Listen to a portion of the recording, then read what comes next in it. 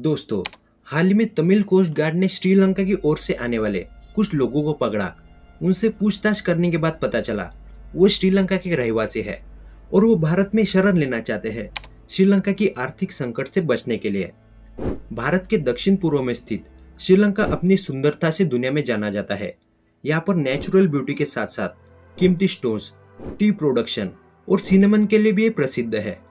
तो आखिर इस 22 मिलियन लोग रहने वाले देश को क्या हुआ जो वहां पर लोग रहना नहीं चाहते। वहां से कुछ लोग भागकर इंडिया में भी आ रहे हैं क्योंकि वहां पर जो बेसिक सी जरूरत वाली चीजें हैं वो भी वो खरीद नहीं पा रहे हैं। Food stocks held by traders and retailers and regulate their prices here going forward.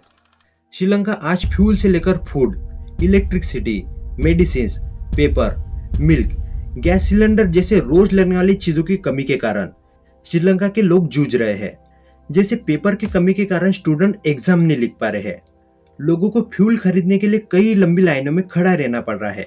Electricity का शॉर्टेज इतना है कि लोगों को 13-13 घंटे बिना लाइन के रहना पड़ रहा है। गवर्नमेंट ने इलेक्ट्रिसिटी को बचाने के लिए स्ट्रीट लाइट बंद रखने का ऑर्डर दिया है। डिमांड एंड सप्लाई की वजह से महंगाई इतनी हद से ज्यादा बढ़ गई है कि लोग रोड पर उतर रहे हैं। हर साइड से श्रीलंका के साथ जो गलत हो सकता है वो हो रहा है। आप बेसिक सी चीजों के दाम देख लीजिए श्रीलंकन रुपीज में। श्रीलंका की ऐसी कंडीशन होने के पीछे कई सारे कारणों का हाथ है, लेकिन मैं आपके सामने कुछ मेन कारण प्रेजेंट करूंगा जिनकी वजह से श्रीलंका की कंडीशन इतनी बुरी हुई। पहले श्रीलंका की इकोनॉमिक कंडीशन के बारे में जानते हैं।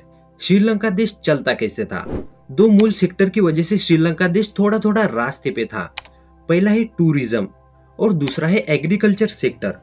एग्रीकल्चर सेक्टर में मेजरली टी, रबर, कोकोनट, सिर्फ यही बेसिक सी चीजों का उत्पादन होता था। इसी वजह से श्रीलंका देश ने मार खाया क्योंकि खुद को लगने वाली चीजों को भी श्रीलंका उगा नहीं सकता था।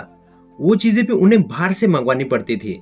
श्रीलंका का ज्योग्राफिकल लोकेशन ही कुछ इस प्रकार का है कि वहां पर बेसिक सी चीजों को भी निर्माण नहीं किया जा सकता।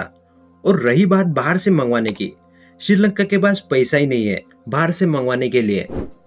देखिए, फरवरी के महीने में श्रीलंका के पास फॉरेन करेंसी रिजर्व बचे थे 2.3 billion.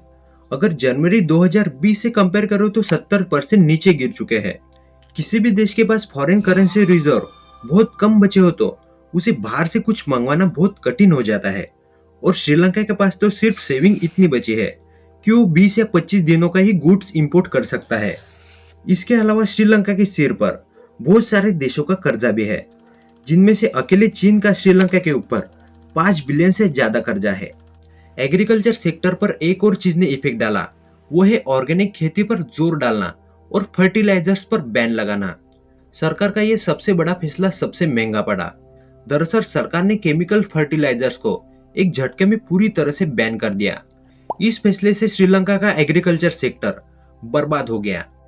Economic crisis has deepened since last year, and one of the major reasons for this downfall is organic farming. Organic खेती कोई बुरी बात नहीं है, लेकिन अचानक से इतना बड़ा फैसला लागू करना घाटे का सौदा था। अब देखते हैं टूरिज्म सेक्टर। श्रीलंका की अर्थव्यवस्था में एग्री के बाद टूरिस्ट सबसे बड़ा सेक्टर है। सरकारी आंकड़ों के अनुसार टूरिस्ट से श्रीलंका की जीडीपी में 10% से ज्यादा ग्रोथ होती थी।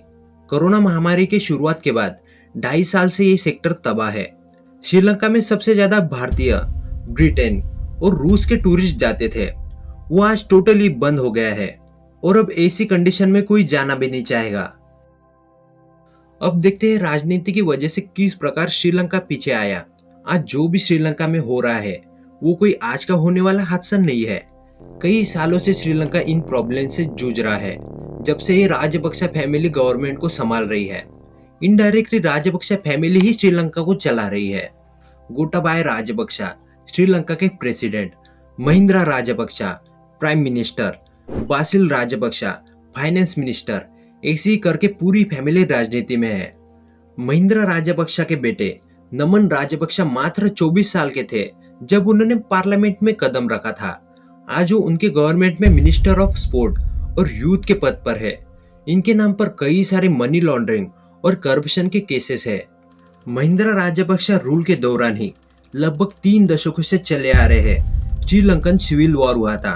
रिपोर्ट से पता चलता है लगभग 40,000 तमिल लोगों को बॉम्ब से उड़ाया था, लेकिन गवर्नमेंट की वजह से इंटरनेशनल इंक्वायरी बैठ ही नहीं पाई। भले ही गवर्नमेंट उस टाइम तमिल लोगों को हराने में कामयाब हो गई थी, लेकिन उसी गवर्नमेंट ने आज घुटने टेक दिए हैं ऐसे कंडीशन के चलते हैं। अब नजर डालते हैं बसिल राजपक्ष के करतूतों पर। इन्होंने जुलाई 2021 में फाइनेंस मिनिस्टर का पद संभाला था। ये एक अमेरिकन श्रीलंकन है। इनको पार्लियामेंट में लाने के लिए महिंद्रा राजपक्ष ने कॉन्स्टिट्यूशन में बदलाव किया था। श्रीलंका की इकोनॉमी गिरने में इनका सबसे बड़ा हाथ है। इनके ऊपर भी मनी लॉन्ड्रिंग और ऐसे कई सारे केसेस है। इनको मिस्टर 10% नाम से भी जाना जाता है। वो इसलिए कि वो हर प्रोजेक्ट पर 10% कमीशन लेते हैं। राजपक्ष फैमिली ने अपने फायदे के लिए कई बार कॉन्स्टिट्यूशन को बदला है, इसलिए उन्हें वन फैमिली डिक्टेटरशिप से भी जाना जाता है। इसी के साथ साथ सेंट्रल कैबिनेट में टॉप 9 मिनिस्टर राजपक्ष फैमिली से ही बिलोंग करते हैं और ये कुल मिलाकर श्रीलंका का 75% बजट कंट्रोल करते हैं। ये पूरी फैमिली ही करप्शन के जाल में फंसी है। श्रीलंका देश स्टार्टिंग से ही मैनेजमेंट में कमजोर रहा है। जैसे कि हमने देखा, ये पूरा देश ज्यादा से ज्यादा रबर, टी, कोकोनट इनके एक्सपोर्ट पर डिपेंड था। 90% से ज्यादा फॉरेन रिजर्व इस पर ही डिपेंड थे। लेकिन जब टी और रबर के प्राइसेस इंटरनेशनल मार्केट में डूबे तो श्रीलंका को तो डूबना ही था। उसके सेविंग जो खत्म होने थे, ऐसा कई बार हुआ। उसके बाद भी श्रीलंका का जो रेवेन्यू जनरेट होता था उसका 10% डेवलपमेंट के लिए लगाया जाता था और 90% पॉलिटिक वाले शॉर्ट टर्म चीजों पर खर्च कर देते थे। इसीलिए उनका डेवलपमेंट के नाम पर कुछ नहीं हुआ और खर्चे बढ़ते रहे और इसी कारण उन्हें बजट डिफिसिट घोषित करना पड़ता था। आपको श्रीलंका के बारे में क्या लगता है, मुझे प्लीज कमेंट कर बताओ। और आपको मेरी मेहनत अच्छी लगी होगी तो वीडियो को लाइक और चैनल को सब्सक्राइब जरूर कर दीजिए। मिलते हैं अगली वीडियो में। Thanks for watching.